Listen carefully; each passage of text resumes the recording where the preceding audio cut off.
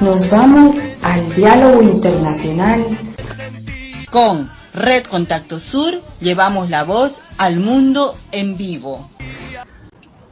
Iniciamos un nuevo programa que es Una mirada a China. Esto va a ser un programa que se va a ir desarrollando semana a semana con diferentes actores políticos, sociales, sindicales, para ir conociendo cuál es la realidad de cada país, pero además también cuál es la opinión de este relacionamiento que nosotros decimos que es vital con la primer economía del planeta y tal vez con la primer potencia también en lo que es a nivel informático. Miren, que dos aristas, ¿no? Impresionante. Muy bien. Darío, Patricia, un gusto tenerlos a ustedes acá en representación del Estado Plurinacional de Bolivia y en representación de México, a quien saludamos, felicitamos por la presidenta, que han dado un paso enorme de grande al dar la integración real de género, y bueno, es loable eso. Nos encontramos a finales del 24, principios del 25, y vamos a arrancar, si quieren presentarse cada uno de ustedes dos, porque este programa directamente va a ser transmitido en CGTN, AMCP, que son dos redes del gobierno chino, entonces para que ellos también los estén conociendo ustedes, ¿no? Así que toma la palabra el que desee en primer lugar. Adelante. Gracias, gracias, muy buen día, un saludo cordial, Rubén, a usted, y es un gusto y placer poder compartir también este espacio con la profesora Patricia, interrelacionando e intercambiando todas esas vivencias y esos procesos emancipadores de los que de alguna manera somos parte en toda nuestra Indoamérica, decían, ¿no es cierto?, o Latinoamérica, y que tiene que ver también con un proceso mucho más grande, global, de este fuerte intento de construir un nuevo mundo multipolar, donde no estemos sometidos a la hegemonía política, militar y económica y cultural de un poder, digamos, con características imperiales y monopolistas de Estados Unidos, ¿no? Un gusto realmente poder estar con ustedes. Igualmente, un saludo fraternal a mi colega Rubén Suárez, hasta Uruguay, y también es un privilegio alternar con Darío. Mucho gusto, Darío, pues encantada de aportar lo que pueda en relación con un tema tan fundamental como es el crecimiento exponencial de China, otrora un país sujeto a un colonialismo salvaje, pero que ha registrado a partir del año 2010 un crecimiento enorme y hoy se constituye como la primera potencia comercial, una gran potencia, incluso sobrepasando el poderío de los Estados Unidos. Exactamente, y en este marco también debemos de ser conscientes de que indudablemente está jugando la presión de Estados Unidos en los países de Latinoamérica para que no haya esta interacción con China. Por suerte, los países han tomado conciencia y ven en China un potencial crecimiento, aparte económico, como bien lo está haciendo también Bolivia, con el mutún, con el litio y también con algunos productos agroindustriales, como también lo está haciendo todo el Mercosur. Darío. Sí, bueno, la relación de Bolivia con China, digamos, tiene más o menos larga data en el ámbito diplomático, pero en el espacio comercial no es de mucha data, especialmente viene después del año 2005, cuando se empieza a implementar un proceso revolucionario de cambio dentro de Bolivia, ¿no? Y bueno, China es una potencia económica, se dice, y bueno, también se supone que es también una potencia militar en el ámbito global, es un socio poderoso e impulsor de ese mundo multipolar, a partir de la eclosión y la construcción de lo que es los BRICS. Y bueno, Sudamérica en particular, con varios países, China tiene relaciones diplomáticas y también tiene relaciones comerciales, especialmente con esos países que son víctimas de bloqueos despiadados desde Estados Unidos. Especialmente con ellos es que China tiene ese relacionamiento comercial, diplomático y económico. Y bueno, China en este momento, al ser una potencia económica mundial, también es un gran mercado y un excelente socio para los países de Latinoamérica, ¿no? Y creo que en esa dirección nos conviene avanzar a todos, quizás en bloques, CP-ALBA, Mercosur, la Comunidad Andina, etcétera, y no de manera aislada como países, ¿no? Quizás para tener también a este poderoso socio mundial presente en Latinoamérica a partir de un relacionamiento de respeto a las soberanías de cada uno de los países, ¿no?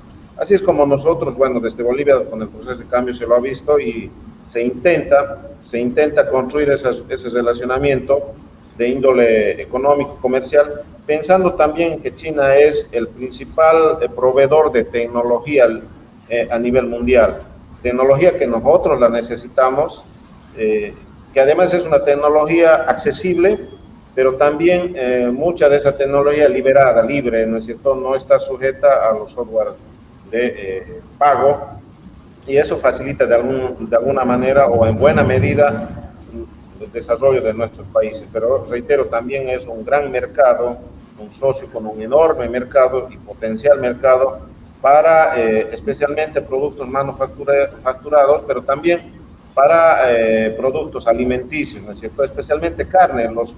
Muchos países de Sudamérica, Argentina, Paraguay, Uruguay, e incluso Bolivia está exportando carne vacuna, por ejemplo, a los mercados chinos. Y otros productos. Bolivia hace 2 semanas exactamente ha firmado en China nuestra canciller para poder exportar chía, que es un producto quizás no muy conocido, pero que Bolivia tiene la capacidad de producir en buena cantidad para poder exportar a los mercados chinos. Este es solamente un ejemplo de lo que es como mercado China para nosotros como Latinoamérica, y reitero, pero siempre en esos lazos de relacionamiento, respetando la soberanía de cada uno de los países y no imponiendo ni sus políticas, ni condiciones económicas, ni condiciones militares, como suele ocurrir con otras potencias económicas. Sí. Patricia. Es interesantísima la política china, no solamente en su interior, que ha generado este crecimiento exponencial, y el haber rescatado a millones de chinos de la pobreza es un milagro, le dicen el milagro chino, sino su política exterior, que contrasta diametralmente con la política guerrerista, injerencista de lo que yo llamo USA Corporation, porque a diferencia de otros países, el que tenemos aquí de vecino, para desgracia de México, no está gobernado por políticos elegidos en las urnas genuinamente por la población, sino que son políticos financiados por las grandes corporaciones, de manera que las que gobiernan el vecino país son corporaciones. Por eso yo le digo USA Corporation, porque la población no tiene nada que ver con la política ni interna ni externa de Estados Unidos.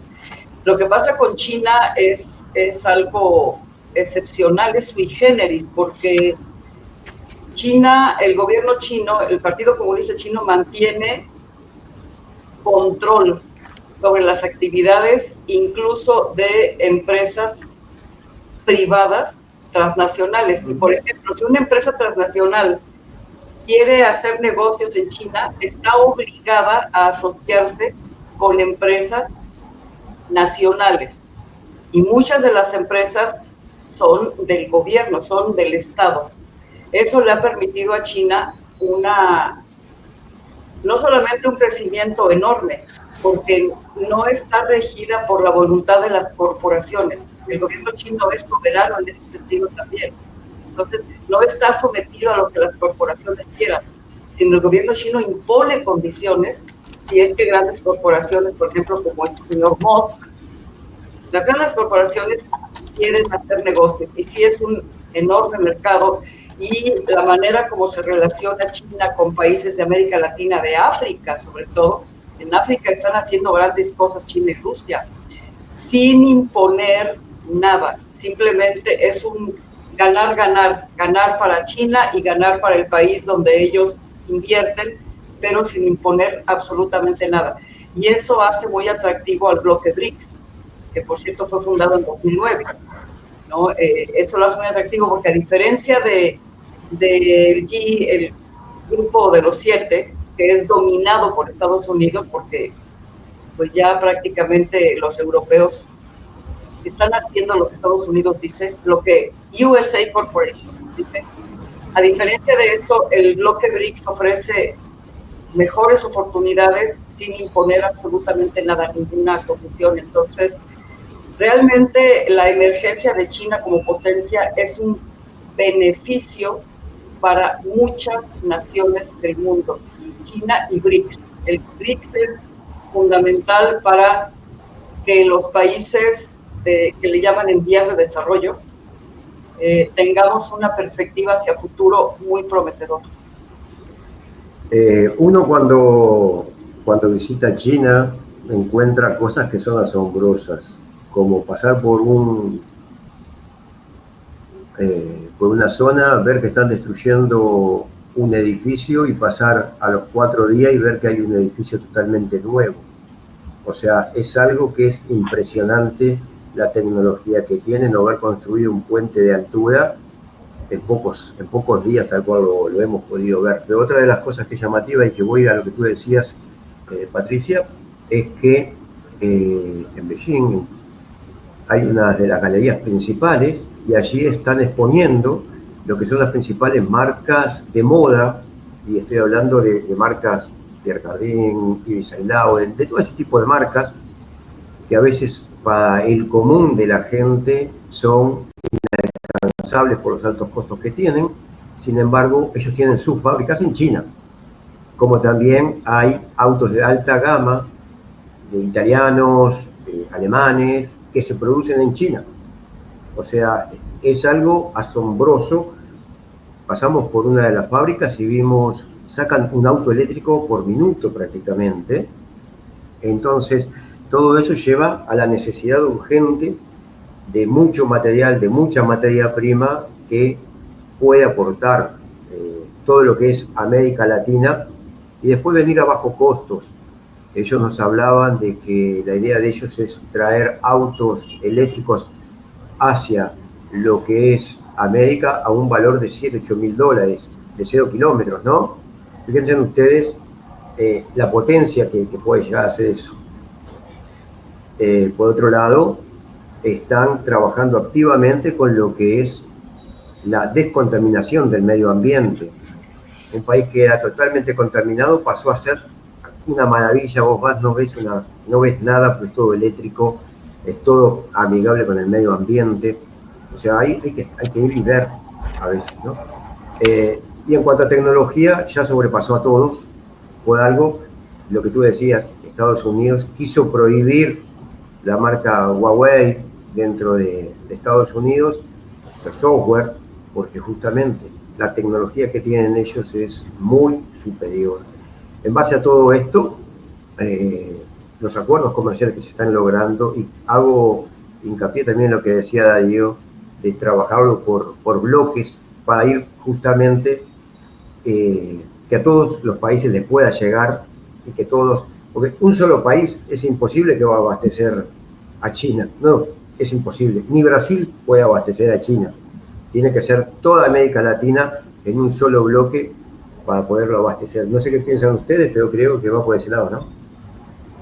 ¿Darío? Sí, no, plenamente de acuerdo, pero además tiene que ver con un tema geopolítico, ¿no es cierto?, de trabajar o pensar en bloque, porque es más, nos vemos representados ahí de trabajar en colectivo, no de manera individualista, como es la otra teoría, ¿no es cierto?, la teoría liberal, que un individuo tiene que no sobrepasar al otro, sino pisarlo al otro, matarlo al otro para poder sobresalir. Creo que además hay a alguien que les conviene tenernos siempre separados, ¿no? Como decía, hay una máxima que dice, ¿no? Si no luchamos juntos, nos matarán por separado. Y creo tenernos separados, tenernos divididos, es lo que le interesa a ese poder económico, militar y político del norte. Y el ejemplo claro es lo que está ocurriendo en Oriente Medio, ¿no es cierto? Esa política de dividir lo más que se pueda a todos los países, pero dentro de un país también subdividirlo entre grupos étnicos, raciales, entre poderes políticos, poderes económicos, entre regiones, etcétera. Entonces, Latinoamérica ha sido víctima de esto por muchos años. Si de alguna manera no han surgido los bloques que se han ido conformando a lo largo de muchos años, es justamente porque ha habido un poder hegemónico que ha impuesto que no se unifique. La única vez que se han unificado nuestros países latinoamericanos ha sido para masacrar a los pueblos, ¿no? Con el Plan Cóndor, por ejemplo, también impuesto desde allá, desde arriba, desde el norte, ¿no es cierto? Esa oportunidad sí se han unificado los gobiernos y los países, los gobiernos de facto, dicho sea de paso, no gobiernos democráticos, no elegidos por el pueblo. Entonces, pensar en bloques, en organizaciones de países de nuestra Latinoamérica para negociar, porque China creo que es uno de los países que pide también negociar, porque de esa manera asegura la satisfacción de su mercado, ¿no es cierto? Le da seguridad económica y jurídica a su propio país, pero también nos brinda buenas posibilidades a nosotros que de manera solidaria compartamos esa posibilidad de exportar a mercados seguros, ¿no es cierto? Y que tengamos de alguna manera ingresos permanentes por la producción y por el trabajo que se realiza en nuestros países.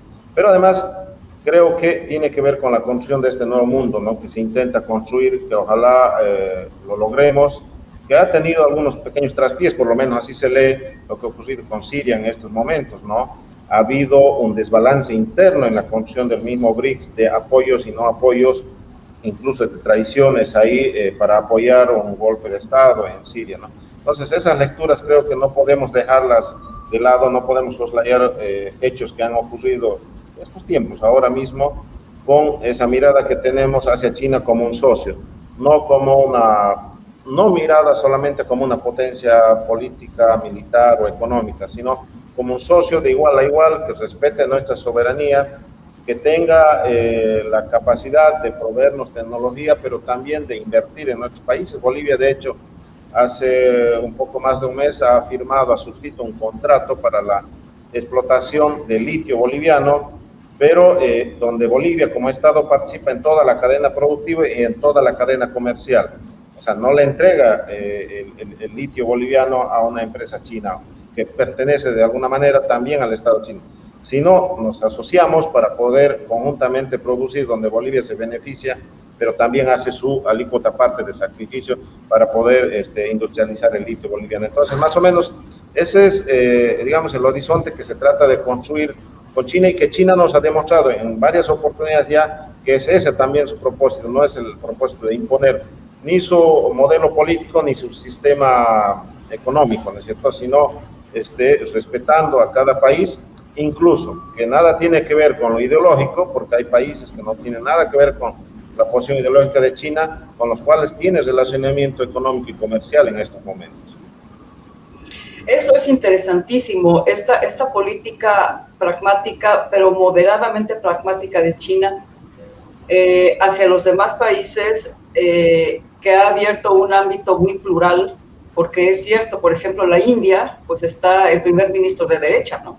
Partidos de derecha, de Narendra Modi. Sin embargo, en el interés, digamos, de ambos mercados, que son enormes, porque también el mercado de la India es enorme, creo que en población por ahí andan, creo que la India lo supera, lo que les interesa es el progreso de sus países, independientemente de lo ideológico. Sí es importante lo ideológico, pero ellos van más allá y establecen en BRICS, hay una riqueza de gobiernos con diferentes ideologías.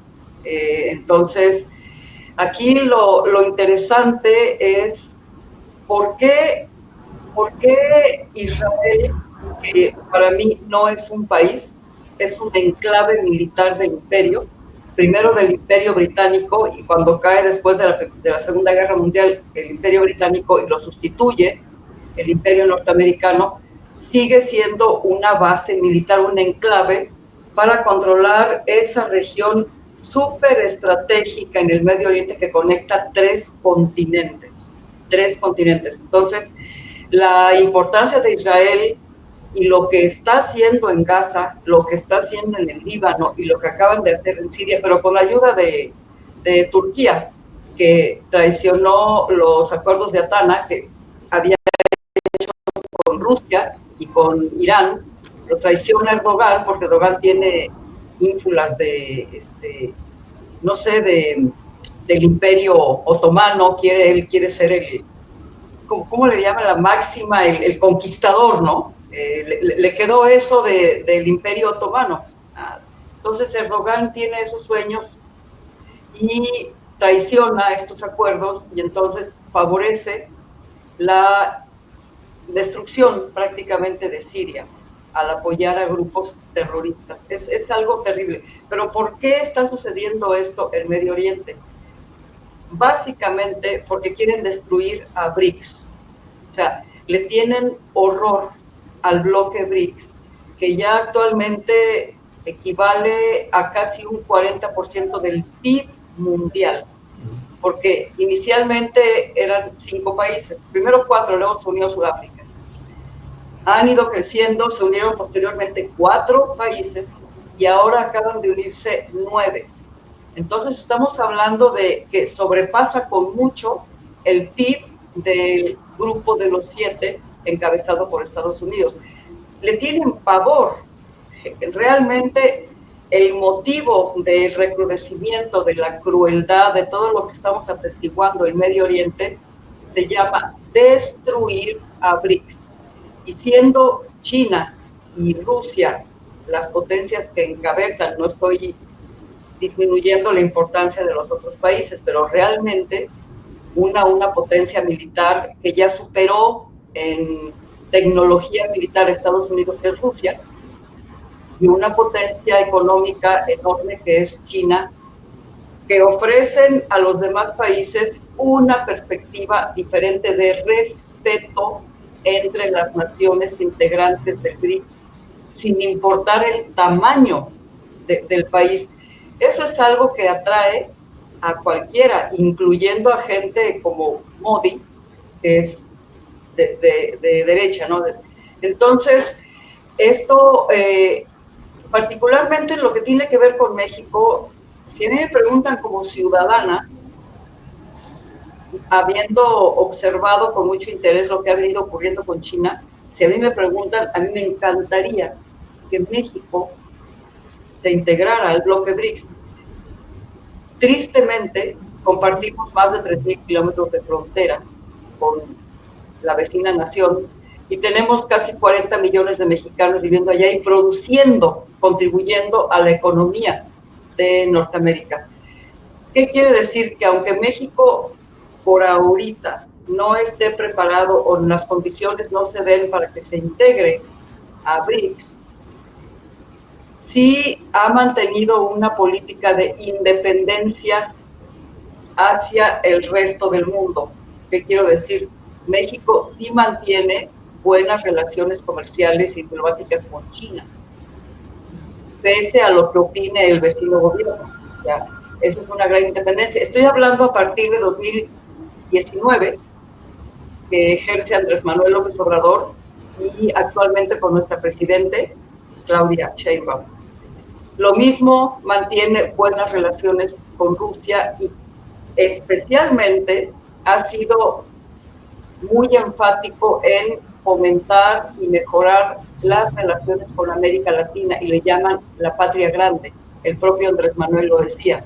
Eso es maravilloso porque justamente ahora con las amenazas de Trump, que es verdaderamente, es un individuo nefasto, sinceramente, de volver a tomar el control en el canal de Panamá, la presidente Sheinbaum dijo: nosotros apoyamos al gobierno de Panamá y va toda nuestra solidaridad hacia Panamá. Y México ha mantenido esta independencia con el rescate de Evo Morales, es otro tema para otro momento, y con la postura que ha tenido hacia Perú de abrigar a la familia de Pedro Castillo, es decir, una cercanía con América Latina, que no le agrada al imperio para nada, pero México ha dicho, México es un país soberano, independiente, entonces sigue manteniendo muy buenas relaciones con todas las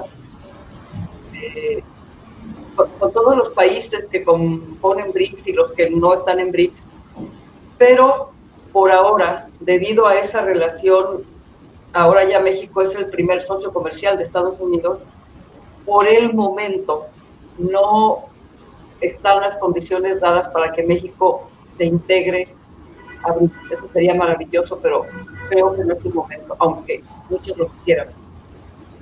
Siguiendo tu análisis, es indudable de que sí, Estados Unidos quiere destrozar al BRIC, que está encabezado indudablemente por China, ¿no? Es la potencia económica e informática, pero además con su aliado principal, que es Rusia, sin dejar de lado a los demás países, como bien dices tú.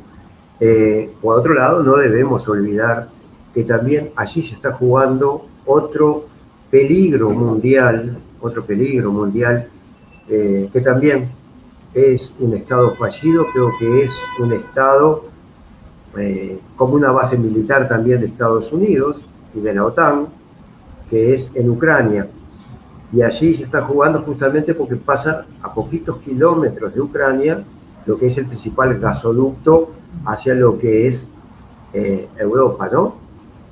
También hay que ver todo esto en el contexto internacional y por qué Estados Unidos no se ha animado directamente con su lacayo de Ucrania a atacar masivamente a Rusia, porque sabe que se va a ir China con Rusia enseguida como respaldo a una política antifascista.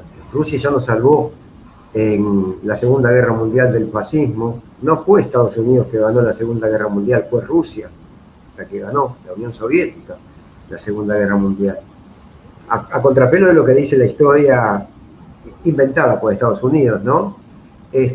Pero en realidad la importancia de las BRICS, la importancia de China en este contexto latinoamericano, e indudablemente Estados Unidos también no se ha metido con Nicaragua ni con Cuba porque está China allí, y tampoco se va a meter casi seguro con Panamá, porque también o con Honduras, que también está el gobierno chino. Pero lo que tú bien decías, Xi Jinping hace pocos días atrás estuvo visitando un país que es gobernado por una dictadura prácticamente, como es Perú.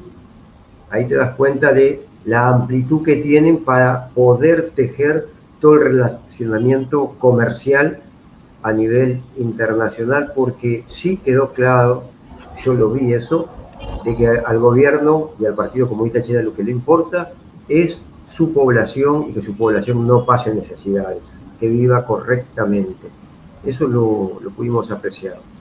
Y bueno, en base a esto, nosotros también tenemos que aprender de las culturas milenarias, ¿no? De este lado, tenemos que aprender porque, sí, desgraciadamente nosotros estamos atrasados en muchas cosas que ellos nos pueden llevar a salir adelante. Darío. Sí, bueno, de hecho, con toda esa apertura que tiene, bueno, es también por el tamaño de su población y necesita expandir sus inversiones en el mundo China, pero hay que recordar que China, dentro de todo este conglomerado, dentro de todas las potencias económicas del mundo, es el único país que su constitución lo declara como un Estado comunista, ¿no es cierto? Tiene definido en la constitución política del Estado chino que es un país comunista. En eso creo que no hay discusión.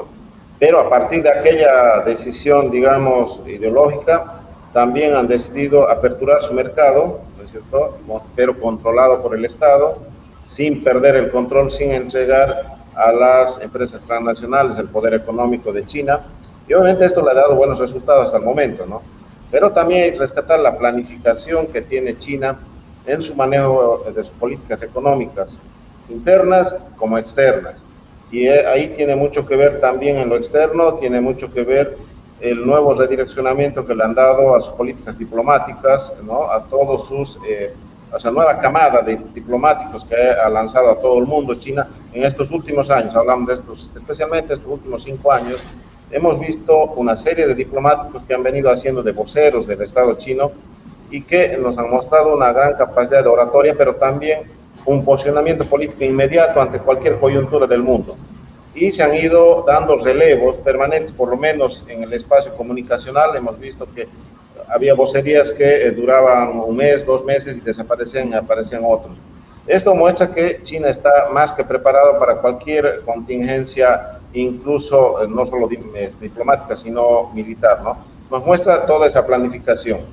Ahora bien, Latinoamérica también es un mercado, pues así como nosotros lo vemos a China como un gran mercado para nuestra Latinoamérica, para varios productos, Latinoamérica es un mercado también para China. Pero también es una ruta de tránsito para sus productos y para su comercio de China, ¿no? Especialmente Sudamérica. Lo de Perú, por ejemplo, el enorme puerto de Chancay que se está construyendo con capitales chinos, tiene que ver con el acceso al Océano Pacífico, pero tiene que ver también con la proyección de todo un corredor bioceánico que va a pasar por varios países de Sudamérica para conectar el Océano Pacífico del Océano Atlántico y que nos está mostrando que tiene que ver con esa visión también económica y comercial que va a tener con distintos países de Sudamérica.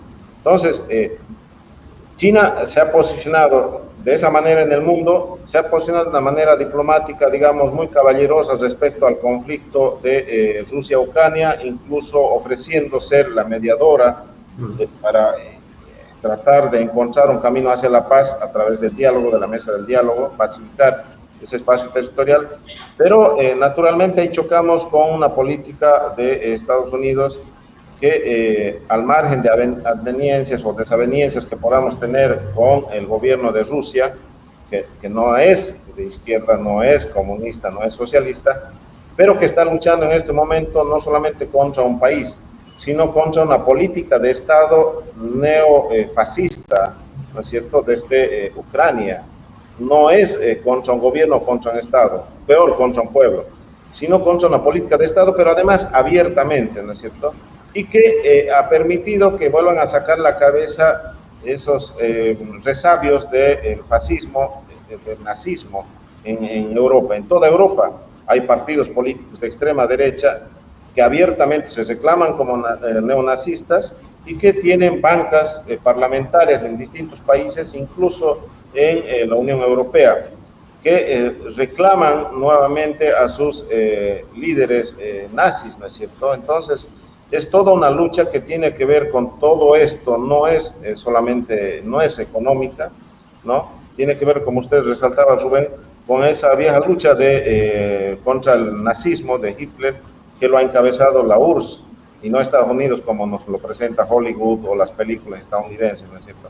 Entonces, para nosotros es mucho más amplio, quizás no muy bien entendido por nosotros mismos, porque no tenemos una lectura cabal de lo que ocurre en el mundo primero, por la falta de información, segundo, por la mala información o por la información direccionada, enlatada, que viene desde las cadenas de comunicación internacional y donde, por suerte, en estos últimos años, los espacios comunicacionales alternativos a través de redes sociales, de alguna manera, nos sirven a nosotros, pero también las redes sociales han permitido, a través de políticas diseñadas por la CIA y por otras agencias de Estados Unidos, también de sembrar mala información, ¿no es cierto?, en nuestros países para propiciar golpes de Estado, desestabilización de gobiernos, desestabilización de las políticas económicas de los gobiernos, y Bolivia ha sido víctima el año 2019, es víctima actualmente.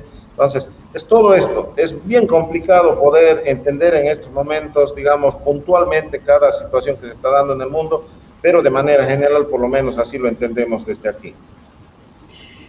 Aquí me gustaría mucho resaltar dos figuras fundamentales, Xi Jinping y Vladimir Putin.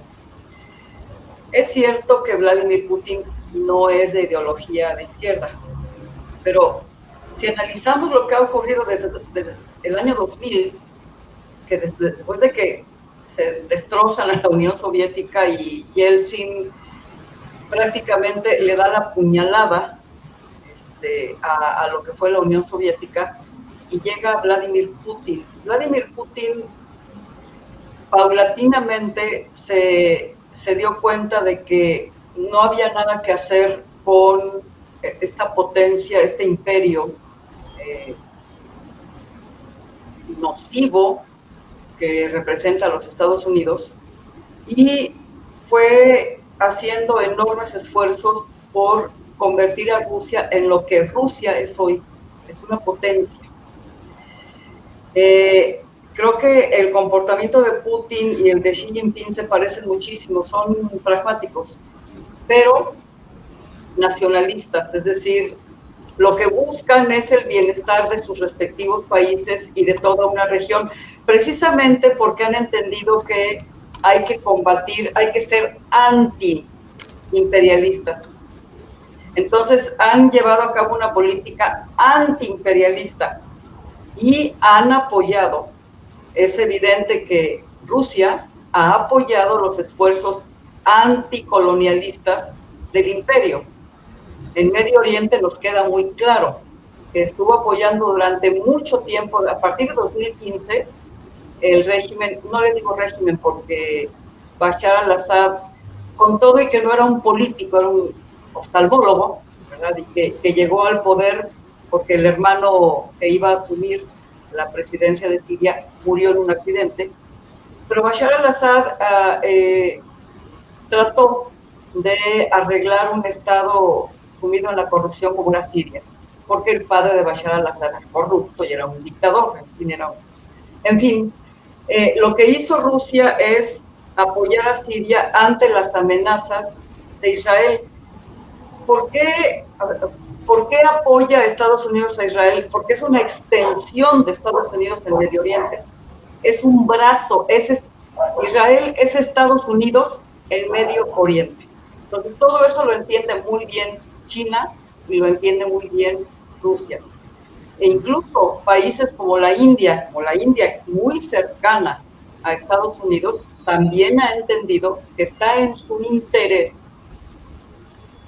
asociarse, digamos, al bloque BRICS y apoyar esta iniciativa que tiene China dicen Belt and Roads, es una iniciativa de vías, de una ruta, lo que sustituiría la ruta de la seda, y que tiene que ver mucho con eso, con la conexión de mercados, tanto para recibir las mercancías de otros bloques como el de América Latina, como para enviar y vender sus mercancías.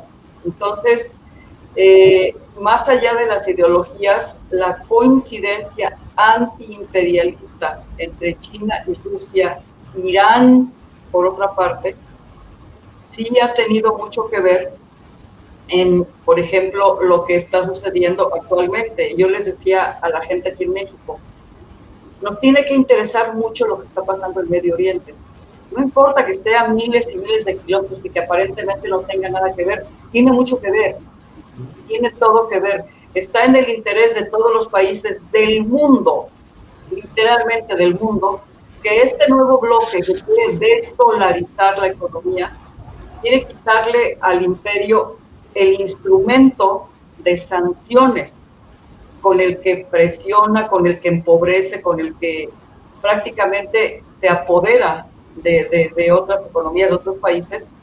BRICS lo que quiere es quitar el dólar del mercado, del comercio mundial, para eliminar ese instrumento que ha significado el bloqueo hacia Cuba. Las medidas, sanciones tan terribles hacia Venezuela, medidas terribles contra Irán, terribles contra Rusia, que no dieron resultado gracias a BRICS. Gracias a BRICS, Rusia, la economía de Rusia no se destruyó. Qué triste que no haya pasado lo mismo con Siria, porque fueron esas sanciones las que acabaron con la economía siria y eventualmente terminaron por hacer que el ejército en Siria bajara las manos, porque esto es bueno decirlo, porque mucha gente no lo sabe. ¿Por qué el ejército sirio no combatió a estos terroristas venidos de Al-Qaeda? Porque estaban ganando alrededor de $20 por mes, 10, 15, $20 por mes, mientras que Estados Unidos paga a estos terroristas entre $1,000 y $2,000 por mes. ¿Por qué Estados Unidos está apoyando a terroristas que el mismo gobierno gringo reconoce como terroristas en Siria? Porque quiere seguir aprovechándose del petróleo sirio. En fin, es muy complejo todo esto, pero regresando, ¿por qué nos conviene a todos que China, Rusia y el resto del bloque BRICS prosperen y eventualmente logren eliminar el dólar como instrumento de presión? Y cierro con lo siguiente. Trump acaba de amenazar a México con sanciones y otras, con sanciones y con aranceles. En el momento en que se elimine el dólar como la moneda de reserva de muchos países, la moneda de intercambio, este imperio se va a derrumbar. Y eso nos conviene a todos, empezando por México, porque ha tenido que estar haciendo malabares. Malabares quiere decir esfuerzos para llevar una relación cordial con un bully, con un imperio que lo único que quiere es que América Latina siga siendo su patio trasero. Y México ha dicho, ya no más, no más. Entonces, a todos nos interesa que China siga prosperando con su política de no imposición de sus propias condiciones, sino de absoluto respeto por los demás países. China está siguiendo un proyecto que creo que aquellos que somos marxistas-leninistas siempre vamos a estar de acuerdo, que es la igualdad de todos los padres, ¿no? Ellos están siguiendo justamente eso, en la diversidad, la igualdad de condiciones para poder llevar adelante una sociedad mucho más justa. Por otro lado, cuando hablábamos de informática, le ha ganado tanto a Estados Unidos, a Japón, a otras potencias. Hay un programita que tienen ellos que es WeChat. Si ustedes lo conocieran, es increíble. Tiene lo que viene a ser WhatsApp, Facebook, Instagram, Twitter, todo en una sola plataforma, la cual sobrepasa largamente la cantidad de usuarios que tienen estas plataformas imperiales, con tal de otra cosa, a tal punto de la libertad de prensa que existe en China. Yo estoy de editor en lo que es la plataforma AMCP del gobierno chino. Todo esto lo subo y subo cantidad de material. A mí nunca el gobierno chino ni CGTN me dijo, Rubén, usted no puede subir esto o no puede subir esto. No, total libertad para subir lo que yo quiera. Sin embargo, y bueno, tú, Pati, lo sabes bien, hemos mandado cosas para Estados Unidos que hemos tenido que hacer páginas ventanas para poderle entrar, porque somos censurados permanentemente por las cadenas chinas, por las cadenas, perdón, de Estados Unidos. Facebook nos ha sancionado a nosotros más de 45 páginas de Red Contacto Sur. Hacemos una página, llegamos a un tal y la eliminan directamente. A nosotros como a otras redes, ¿no? El Facebook mío personal me lo eliminaron. O sea, solamente por defender a Palestina. Entonces, ahí se da uno la cuenta de que el cupo ese que decían, no, mira que son chinos, son comunistas, no existe, no existe. Como decía bien una canción de las Marianas del Frente Sandinista de Liberación Nacional, decía algo así también en la FARC de Colombia, los verdaderos terroristas son los Estados Unidos, que imponen por la fuerza. O como decía Ernesto Che Guevara, ¿no? Y acá yo creo que todos debemos de seguir ese pequeño legajo que dejó el Che, que decía: nuestro accionar debe ser un grito de gloria y clamor por la unidad de los pueblos contra el gran enemigo del género humano, los Estados Unidos de Norteamérica.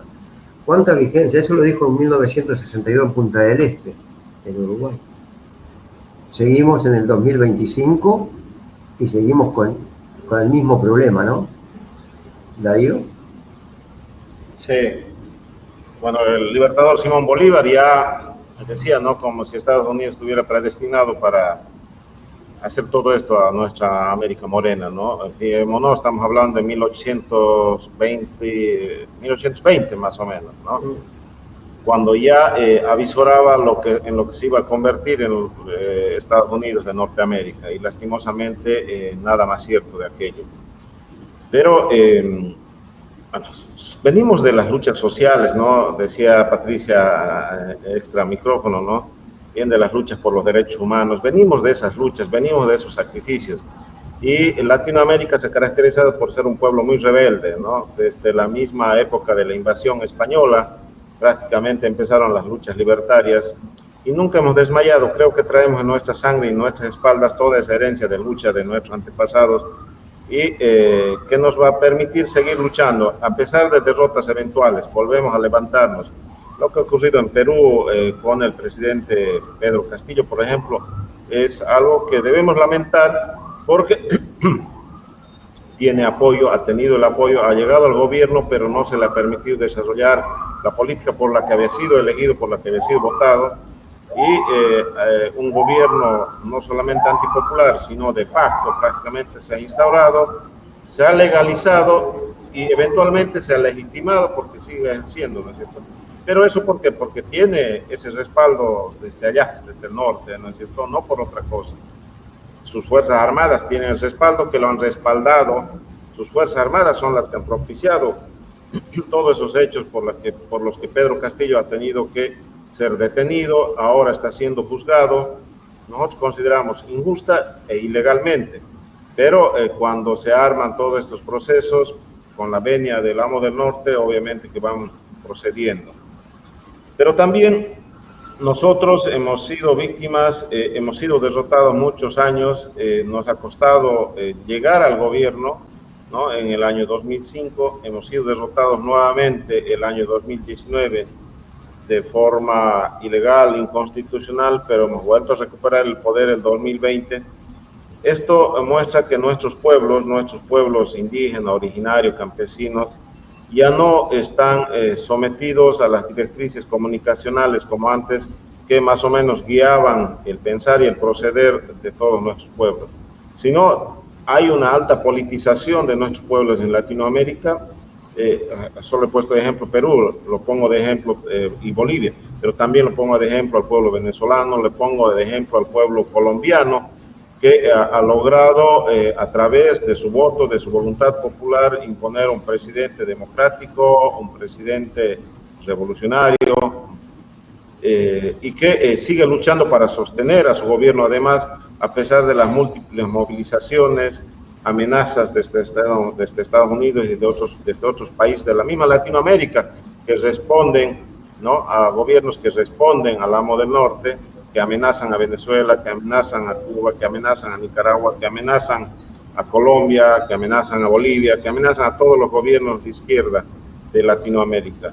Pero los pueblos, si bien no de manera corporativa, pero sí a través de los distintos espacios orgánicos que ellos tienen de discusión, de debate y de decisión, continúan sosteniendo estos procesos en Latinoamérica.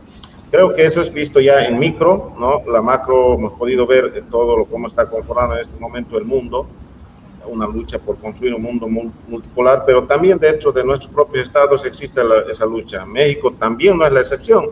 El presidente Andrés Manuel López Obrador llegó al gobierno después de muchos intentos donde incluso ha sido víctima de fraudes electorales vistos por todo el mundo, pero que sostenían esos gobiernos que ganaban con fraude también desde el vecino del norte, de nuestros queridos hermanos y querido pueblo mexicano.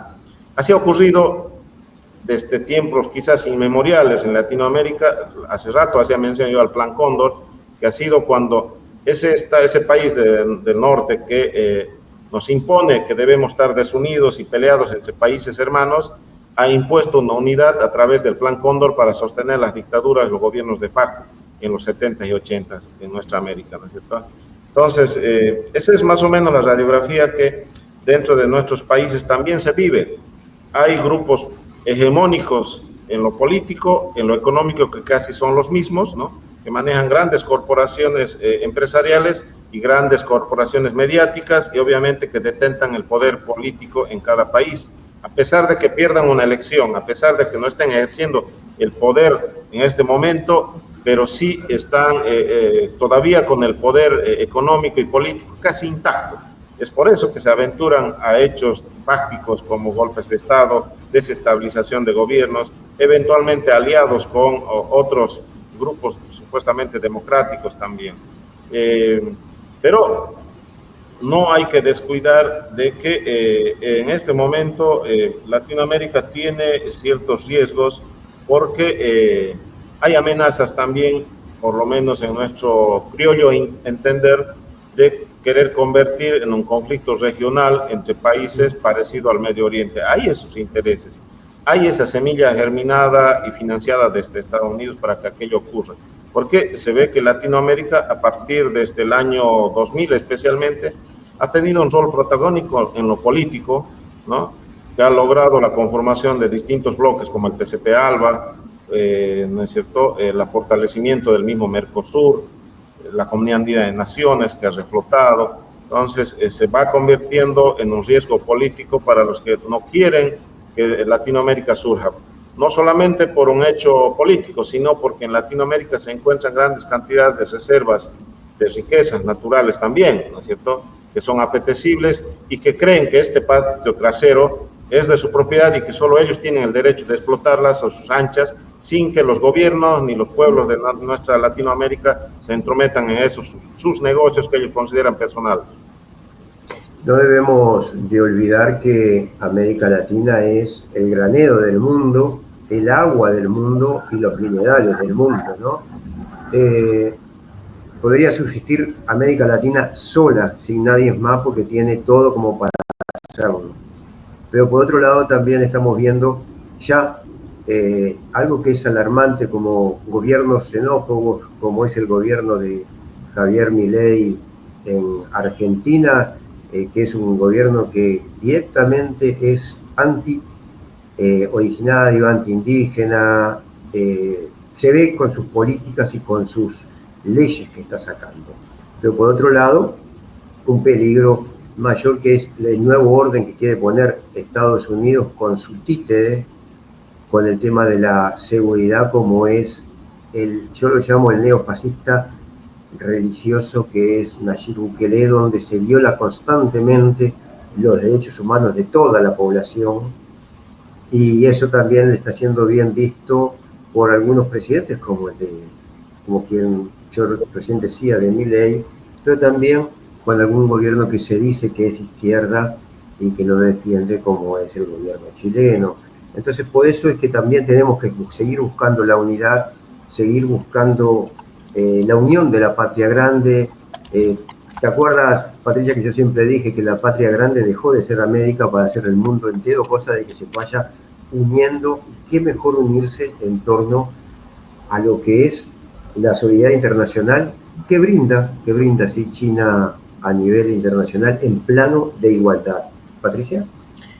Sí, aquí es ¿por qué la predominancia de China es tan fundamental para el futuro del mundo, para evitar la destrucción del planeta prácticamente? Porque le ofrece un horizonte distinto a todos los países, no solamente a los de África, a los de América Latina, porque este imperio, que es una serpiente herida, es muy peligroso precisamente porque reconoce que ha perdido hegemonía a nivel mundial.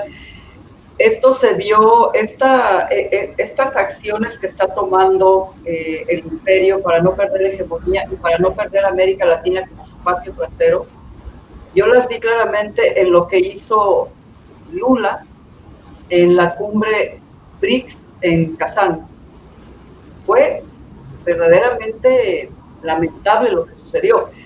Y porque Lula en esta ocasión llega a la presidencia de Brasil muy debilitado. Para empezar, tiene que hacer una coalición con la derecha. Pero no solamente eso, tuvo que contar con la autorización del gobierno norteamericano, que le dijo, sí, vas a llegar a la presidencia, pero con estas condiciones. Y una de las condiciones, siendo Brasil fundador de BRICS, cuando llegan a la cumbre y está presente Maduro, ahí está Venezuela presente, como una importantísima y potencial parte de BRICS por poseer Venezuela la reserva petrolera más grande del mundo en el Esequibo. Ahí está. Resulta que al momento de votar para la integración de Venezuela, Brasil vota en contra. Y fue una de las condiciones que le puso el gobierno de Biden, que no es Biden el que gobierna, son las corporaciones realmente, para no desestabilizarlo más de lo que ya está, para no debilitar más el gobierno de Lula. Realmente, una vez que triunfa Lula, con su vicepresidente, que es de derecha, ¿verdad?, llega James Sullivan, que es el encargado de política exterior del gobierno de Biden, a recordarle lo que habían acordado, ¿no? Entonces, regresando, es importantísimo que no solamente en África haya gobiernos como en Níger, como en esas naciones que están independizándose del coloniaje europeo y norteamericano, sino que la propia América Latina siga hacia adelante. A mí me preocupa mucho lo que está pasando en Colombia, porque en Colombia es un periodo de 4 años. Prácticamente está ya Petro a punto de terminar su presidencia y poco le han dejado hacer. No lo estoy diciendo peyorativamente hacia Petro. Petro ha sido admirable porque ha estado en contra de los molinos de viento, con una derecha muy fuerte apoyada por el imperio dentro de Colombia y medios de comunicación nefastos, tan nefastos como los que hay en Argentina, que en Argentina fueron el gran peso para que un demente, y no lo puedo calificar de otra manera, como Javier Milei, haya llegado a la presidencia. El papel de la mediocracia en Colombia, en Argentina, en Chile. En Chile le tienen la bota aquí a Boric. Así es, la verdad. Boric poco o casi nada ha podido hacer y sus posturas han respondido a lo que le indica el imperio. Entonces, a contrapelo, lo que acaba de suceder en Uruguay, que maravilla, que otra vez el Frente Amplio haya llegado al poder, a pesar de los pesares, ¿no? Entonces, esta unidad con la que soñó Chávez, el gran Hugo Chávez, que fue el que empezó a formar estos bloques de UNASUR, de Mercosur, de ALBA, regrese otra vez, ¿no? Y ojalá México sea una palanca de impulso, o sea, para la unidad latinoamericana, porque hasta ahorita yo estoy satisfecha con la postura que ha adoptado tanto el gobierno de Andrés Manuel como el gobierno de Claudia, aquí México dicta sus políticas tanto hacia América Latina, hacia el mundo, como hacia lo interior. Y esperemos que eso siga ocurriendo y que siga siendo México muy solidario, como lo ha sido hacia Cuba, principalmente abogando porque se levanten las sanciones en contra de Venezuela y felicitando a gobiernos de izquierda y progresistas. Eso es fundamental, que América Latina se fortalezca, los gobiernos progresistas. Y cierro con esto, o sea, es muy curioso que China en 2019 haya empezado la construcción de este gran puerto en Perú, teniendo Perú un gobierno dictatorial, criminal, como el de Dina Boluarte, apoyado por los gringos, porque lo que le hicieron a Pedro Castillo es una política del imperio en Perú. Sin embargo, ahí está China con su pragmatismo benéfico, influyendo en la economía peruana para este puerto que es fundamental para sí. Este es un corredor comercial muy importante que conecta dos continentes, ¿no? O más. Sí, y siguiendo tu línea, y porque también sé que el cónsul tiene actividades varias en un momento muy especial de fin de año, donde por temas de licencia y otras cosas más también tiene que andar corriendo de un lado para el otro, planteo para un próximo programa de Red Contacto Sur, hablar sobre todos estos temas de la integración latinoamericana, porque en realidad es lo que hay que hacer, y vemos cómo desde Estados Unidos están fortaleciendo a lo que yo le he determinado ya en el 2020, la nueva derecha, y los problemas que tú estás diciendo que ha tenido justamente Colombia. Desgraciadamente el Estado Plurinacional de Bolivia lo está teniendo con la nueva derecha, encabezada por un expresidente supuestamente de izquierda como es Evo Morales, y le pido la disculpa a Darío. También vemos cómo desgraciadamente Lula ha tomado posiciones como de centro derecha, de centro derecha o de la nueva derecha, y cómo también en Uruguay, desgraciadamente, lo que es Lucía Topolaki y José Pepe Mujica están tomando posiciones de nueva derecha también, con declaraciones recientes que lastimaron a todo el pueblo uruguayo sobre el tema de derechos humanos. O sea, hay que tener cuidado, y cuidado también porque cuando yo hablo de esta forma, me dicen, Rubén, vos te fuiste para la derecha, o como dicen en Bolivia, te convertiste en pitita, por decir la verdad tal cual es. Yo no tengo pelos en la lengua para decirle a cualquier líder, y tú lo sabes, Patricia, por cuántas veces hemos sacado comunicados sobre declaraciones que ha hecho José Pepe Mujica en su momento, sobre el Magro, sobre todas estas cosas. No tengo problema en decirle las cosas por cómo son. Entonces, eso también ha ganado, de que he ganado muchos enemigos y he ganado muchísimos amigos.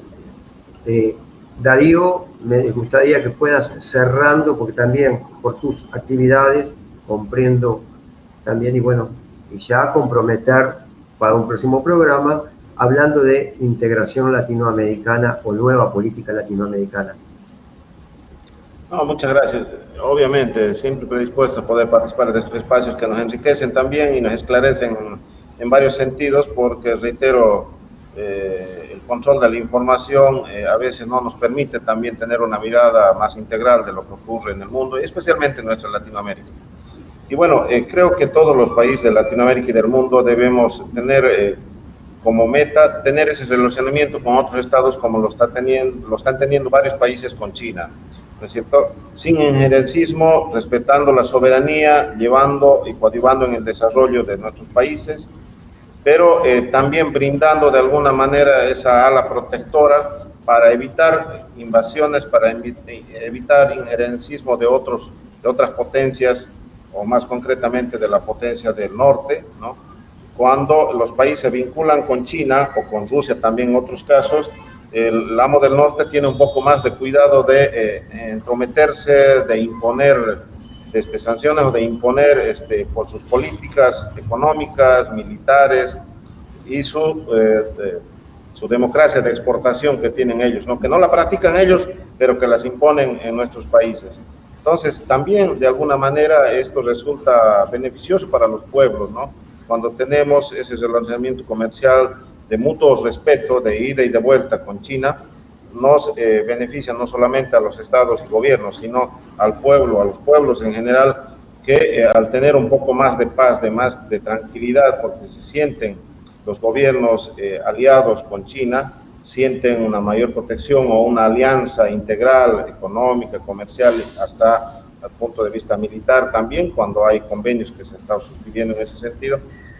reitero, benefician a todo el pueblo. Entonces nosotros consideramos que esos ejemplos son los que deben irradiarse e irnos desprendiendo de a poco de estos otros mecanismos dañinos que hemos tenido hace muchos años, por muchos decenios, con la imposición de políticas, de modelos económicos, de sistemas políticos, de imposición de bases militares en todo nuestro continente americano, ¿no?